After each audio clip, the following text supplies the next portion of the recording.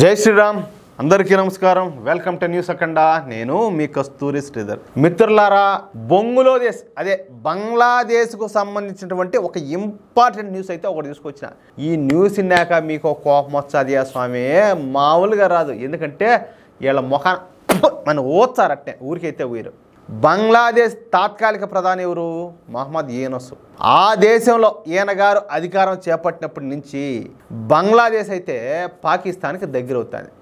ఏమి దగ్గర అయితే ఏమి కాదు, ఇప్పుడేం భారతదేశం అందరితో కూడా సత్సంబంధాలను అయితే నెరుపుతుంది కదా, వీళ్ళు పాకిస్తాన్తో సత్సంబంధాలు నెరిపితే నీకు వచ్చిన ఇబ్బంది ఏమన్నా అని చెప్పి మీరు అనుకోవచ్చు. మీకు అర్థమయ్యేట్టుగా చెప్తాలే, తర్వాత మాట్లాడదాం ఏమన్నా ఉంటే. ఎప్పుడైతే షేక్ హసీనా తన ప్రధాని పదవి నుంచి దిగిపోయే ప్రాణాలు అరచేత పెట్టుకొని భారత్కు పారిపోయి వచ్చిందో అప్పటి నుంచి ఆ దేశంలో ఈ ఇస్లామిక్ రాడికల్స్ మిడతల దండులాగా చెలరేగిపోతున్నారు. హిందువులందరినీ కూడా ఊచకోత కోస్తారు, మన ఆడబిడ్డలందరినీ కూడా అత్యాచారం చేస్తారు, వాళ్ళ వ్యాపారాలు లూటీ చేస్తున్నారు, వాళ్ళ ఆస్తులన్నీ కూడా దోచుకుంటారు. ఇకపోతే ఈ యూనస్ ప్రభుత్వం జైలులో ఉన్నటువంటి ఉగ్రవాదుల్ని అరాచకవాదుల్ని విడుదల చేసేసింది. ఒరే, ఎవరైనా క్రిమినల్స్ని లోపల వేస్తారు కదా, ఈడేంద్ర స్వామి బయట వేస్తాడంటే ఈడు కూడా అటోడే, అందుకనే వాడందరినీ విడుదల చేస్తున్నాడు. ఇకపోతే జమాతే ఇస్లామీ, అన్సరుల్లా బంగ్లా టీం, బిఎన్పి వంటి మతోన్మాద సంస్థల చేతుల్లో ఈ మహమ్మద్ యూనస్ కీలుబొమ్మగా మారిపోయినాడు. ఏది ఈ సోనియా గాంధీ చేతుల్లో మన్మోహన్ సింగ్ కీలుబొమ్మగా మారినాడు చూడు, అట్టా. ఇకపోతే యూనస్ ప్రభుత్వం పాకిస్తాన్ అనుకూల విధానాన్ని అయితే అవలంబిస్తుంది. పాకిస్తాన్కి అనుకూలంగా అంట ఉన్నాడు, ఇంకా ఉన్నది మ్యాటర్ ఉన్నది. ఇంకా 1970లలో బంగ్లాదేశ్ ప్రజలపైన పాకిస్తాన్ ఆర్మీ సాగించినటువంటి అత్యాచారాలను మర్చిపోయి, అంటే అన్నిటిని కూడా మర్చిపోయి, సిగ్గు లజ్జ మానం ఆత్మాభిమానం ఏం లేకుండా రెండు దేశాలు కూడా స్నేహాన్ని అయితే పెంచుకుంటున్నాయి. పాకిస్తాన్ అంటే ఏదో అవసరానికి ఏదో చేస్తుంది అనుకుందాం, వీళ్ళకి ఏమైంది? వీళ్ళ ఆడబిడ్డలు రేప్ చేశారు, వీళ్ళ పెద్దవాళ్ళని వీళ్ళ పూర్వీకులందరినీ కూడా హత్య చేశారు. ఇలా సిగ్గు లేకరు అన్న. ముఖ్యంగా హిందుత్వ మరియు భారత వ్యతిరేక విధానాలను ఈ పాకిస్తాను మరియు బంగ్లాదేశ్ అయితే పాటిస్తున్నాయి. పాకిస్తాన్ని చిన్న మాట కూడా అనకుండా బంగ్లాదేశ్ అయితే చర్యలు తీసుకుంటుంది. అమ్మ జీవితం సంకరజాతి ముండా కొడుకులు ఏంటారు.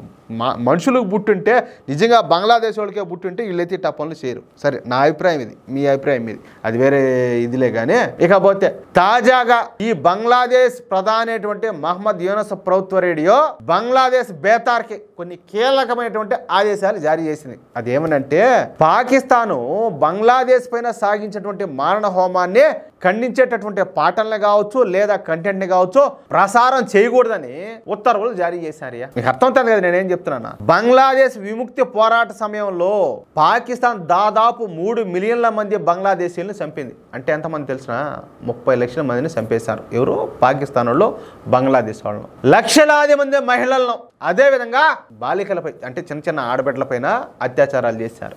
మీకు అర్థమవుతుంది కదా నేను ఏం చెప్తున్నాను. అలాంటిది ఇప్పుడు ఈ విషయాలను ప్రభుత్వ రేడియోలో కానీ లేకపోతే టీవీలో కానీ ప్రస్తావించకుండా నిషేధం విధించారు. ఏమి తింటున్నారో నాకైతే అర్థం కాల. సరే, కులము మతం అనేది పక్కన పెడదాం, ఆత్మాభిమానం అనేది ఒకటి ఉంటుంది కదా, సిగ్గు మానం లజ్జ రోషం ఇటన్నీ చాలా ఉంటాయి కదా. అంటే ఇవన్నీ ఏమి లేనట్టే, సంపుకున్నట్టే కదా. సంపుకున్నట్టే అసలు ఏమి లేనట్ట, లేకపోతే వాళ్ళు వచ్చి సరే నేను ఎక్కువ మాట్లాడకూడదులే కానీ ఏమన్నా పాకిస్తాన్ బ్రీడా ఎట్టుంటుంది మీరు కూడా ఒకసారి ఆలోచించండి. బెంగాలీల మారణ హోమానికి పాకిస్తాన్ని జవాబుదారీగా బాధ్యులుగా ఉంచలేమని చెప్తా యూనస్ ప్రభుత్వం అయితే నమ్ముతుంది. ఇదే కాకుండా మహమ్మద్ అలీ జిన్నా, ఈ జుల్ఫికర్ అలీ భుట్టో, అయూబ్ ఖాన్, టెక్కా ఖాన్ వంటి పాకిస్తాన్ మాజీ నాయకులపైన ఎటువంటి వ్యాఖ్యలు కూడా చేయకుండా నిషేధించినారు. బంగ్లాదేశీల్ని అణిచివేశారనే ఆరోపణలు ఎదుర్కొంటున్నటువంటి వారిలో వీళ్ళు ప్రముఖులు అనమాట. వీళ్ళు మెయిన్ పర్సన్స్ వీళ్ళంతా కూడా. ఇంకొక మాట చెప్పాలి మీకు, 1971లో తూర్పు పాకిస్తాన్ అంటే ఇప్పుడు బంగ్లాదేశ్, దీంట్లో మొదలైనటువంటి స్వాతంత్ర పోరు భారతదేశం మరియు పాకిస్తాన్ మధ్య యుద్ధానికి దారితీసింది. అంటే ఈ నీతి జాతి విశ్వాసం లేని ఈ ముండా కొడకల కోసం మనం పాకిస్తాన్తో మనం యుద్ధం చేసినాం. అర్థమవుతుందా? భారతదేశం అంటే మన భారతదేశ సైన్యం పాకిస్తాన్ ఓడించి బంగ్లాదేశ్ అవతరణకు కారణమైంది. ఈ క్రమంలో మనోళ్ళు చాలా మంది ప్రాణాలు కూడా కోల్పోయినారు. ఏది? మన సైన్యం. అర్థమవుతుంది మీకు. ఇకపోతే ఆ విజయానికి గుర్తుగానే మనం ప్రతి సంవత్సరం కూడా డిసెంబర్ 16వ తారీఖున విజయ దివస్ అయితే జరుపుకుంటాం. విజయ దివస్ అంటే మీకు అందరూ కూడా బాగా గుర్తుండే ఉంటుందని చెప్పి నేను అనుకుంటున్నా.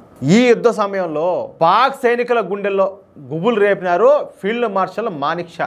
దీని అమ్మ ఏదే ఆయన వ్యూహ రచనతో మన భారతదేశానికి విజయాన్ని అయితే అందించారు. నేను ఇంకొక మాట చెప్పాలి మీకు, ఆ సమయంలో 93,000 మంది, ఒకరిద్దరు కాదు 93,000 మంది ఈ పాకిస్తాన్ సైనికులు మన భారతదేశం ముందు ఎలా లొంగిపోయినారో. సాష్టాంగ నమస్కారాలే, అర్థమవుతుంది మీకు, వాళ్ళ బడి సాష్టాంగ నమస్కారాలు, అయ్యా మమ్మల్ని క్షమించండి వదిలేసామని చెప్పేసి, అర్థమవుతుంది మీకు.